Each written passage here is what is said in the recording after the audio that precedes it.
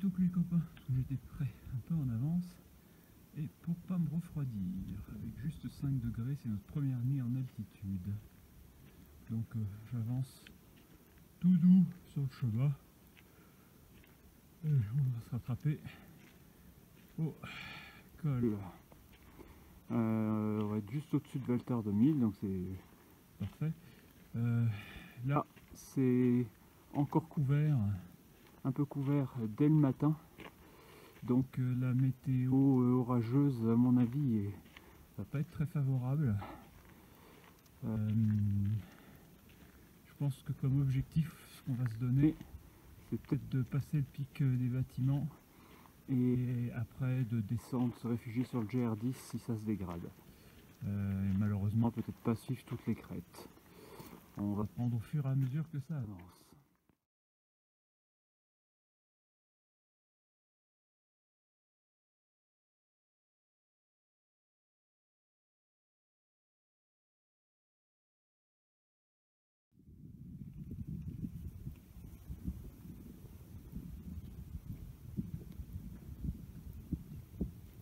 Pas sûr que la vidéo rende bien ce que l'on voit à l'instant. Mais c'est beau.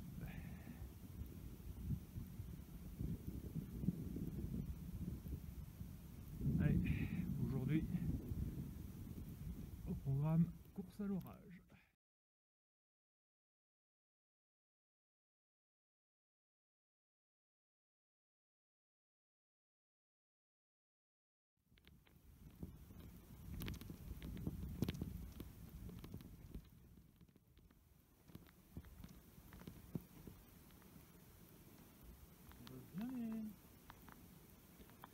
Allez donc.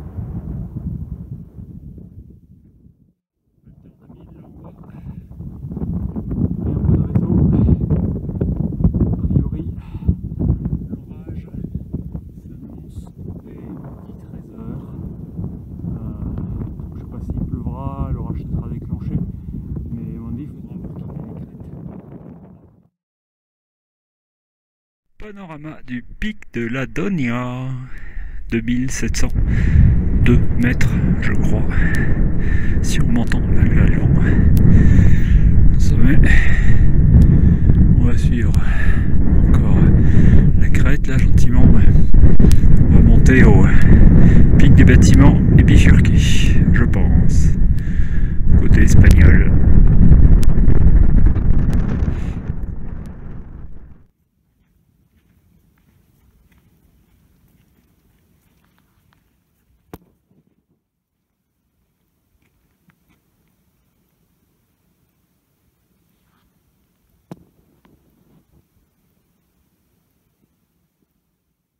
Arrivé au pic des bâtiments, ça c'est l'extrémité de la crête, le pic des bâtiments.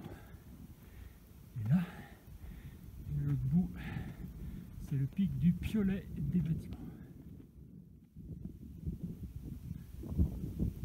Je pense que il va y avoir une tentative pour recanaliser les chemins et essayer de revégétaliser les pentes, parce que là où on est passé, ça a été bien démoli par le passage intense. Donc extrémité de la crête, piolet des bâtiments juste 5 mètres devant moi, je vous montre dans un instant. Voilà, pic des bâtiments, le premier des deux pics. Espérant que vous n'avez pas trop de vent et que vous m'entendez. De là, c'est des événements, la Cerdagne est là-bas, le Carlit est là-bas en face, je pense. Donc, pour l'instant, l'orage est loin, pas encore formé, et dès que les thermiques vont s'installer, il va y avoir l'or.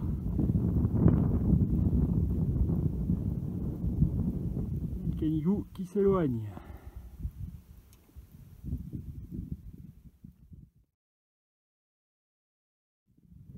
Comment ça, pas un les mules? Regarde, il doit être tout léger. Attrape-le pour voir. Bon, eh ben, je pense que on a un petit coin. Prends le banc. Il y en a deux. On a un coin absolument génial. Génial, génial. Grandiose, sublime. Allez, dernier panorama parce que j'en ai marre.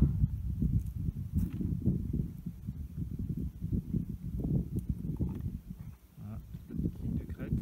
Bon bah c'est le plus haut avant le Carlite, mais il faut être sûr de pouvoir faire le Carlite, c'est pas évident.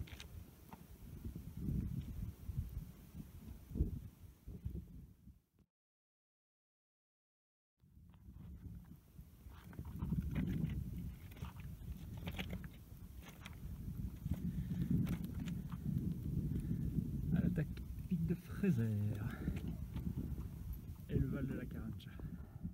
Sommet du pic de Fraisères. On a momentanément perdu le Canigou derrière, avec un peu moins de brume au vert et la mer. Pour l'instant on a de la chance, ça reste ensoleillé, dégagé, l'orage semble être encore loin, donc on a laissé passer première opportunité deux opportunités de descendre. Donc là en face le pic de l'Inferne, on va passer juste à gauche. On va voir éventuellement si les copains veulent aller au sommet, mais le but c'est un peu d'aller vite maintenant. On aura un passage un peu gazeux ici, et puis après on prend l'autoroute pour rejoindre la vallée d'Aisne. A priori on va pouvoir rester sur l'itinéraire sans se faire couper par l'orage, donc on va viser Bolker pour ce soir. Allez, droit devant le Carlite. Il allait bien ce petit coup de cul? Je sais pas si j'étais sur une trace ou sur un chemin. Bon, tu suis la crête, c'est la crête qui fait le chemin. Vu de loin, le passage dans l'orange semblait vertical. Maintenant qu'on y est, voilà, ça semble beaucoup plus accessible. On aura du gaz un peu tout à l'heure. Allez. Maintenant, on va décider de rester groupé pour les portions un peu chaud qui s'annoncent juste devant. Et après, c'est l'autoroute.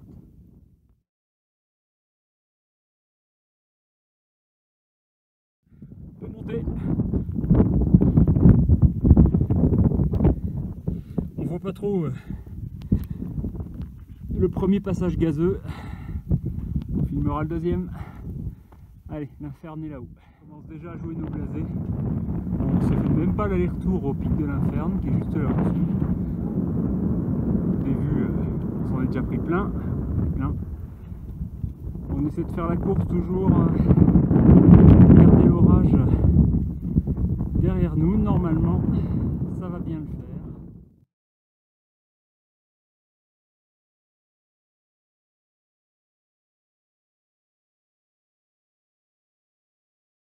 Il y a toujours bien un moment où tu es obligé d'attendre que l'autre passe pour libérer.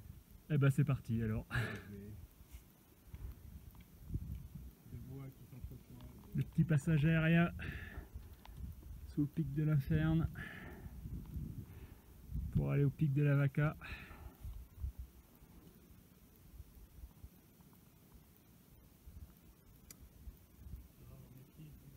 Faut avoir confiance dans ces semelles, hein, parce que parfois il n'y a que l'accroche de la semelle pour tenir au rocher.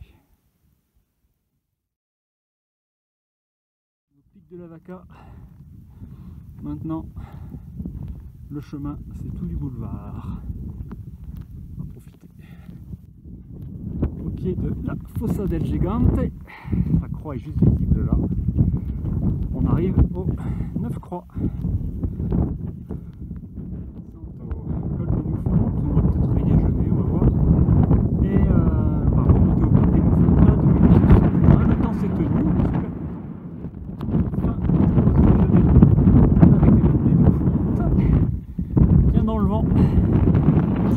Pour attendre. Allez, on va se faire la dernière montée arriver plus fort que prévu et à retarder la formation de l'orage. Tant mieux, comme ça on aura fait toute la crête. D'ici 1 heure, on est au col de Nouria et on va descendre tout chousse à N et faire nos courses à Bolker tout à l'heure. Sommet du pic des Mouffontes.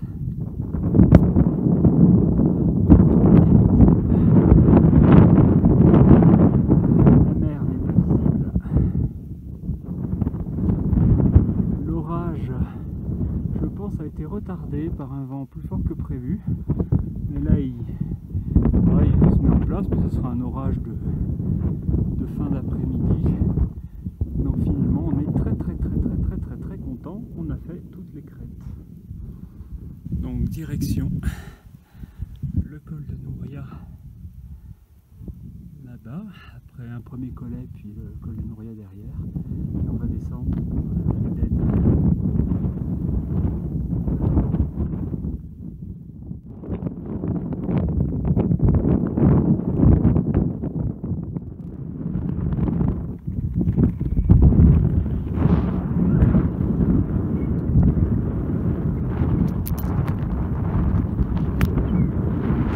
Maintenant il n'y a plus que de la descente, 1500 mètres de dénivelé.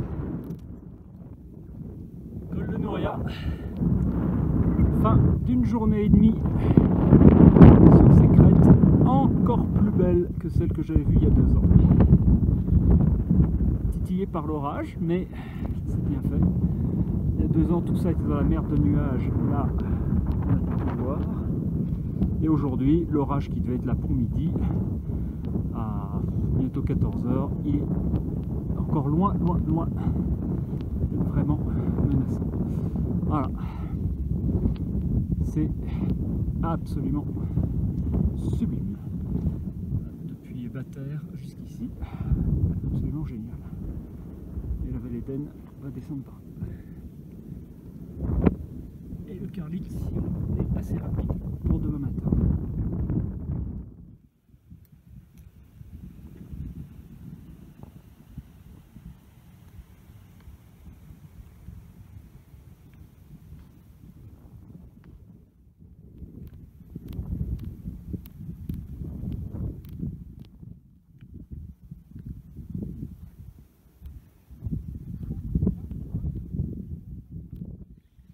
Il fait chaud quand on vient de se descendre 1500 mètres,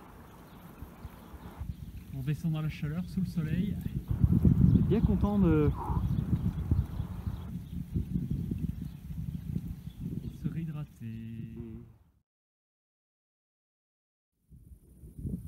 Ah, on vient de quitter N.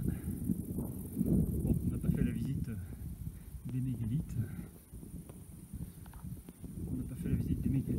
Parce qu'on est quand même un peu dans la chaleur. Bon, par chance le soleil est voilé avec les orages. On va faire nos courses à Bolker et puis on va voir comment on bivouaque. Finalement l'orage n'a pas du tout été sur ce côté-ci d'où on vient. Il est plus actuellement vers le caniveau d'une part et d'autre part de ce côté où ça a l'air bien chargé. Et c'est peut-être demain qui risque d'être bien arrosé. On vous tient au courant. Le passage d'un train qui fut jaune.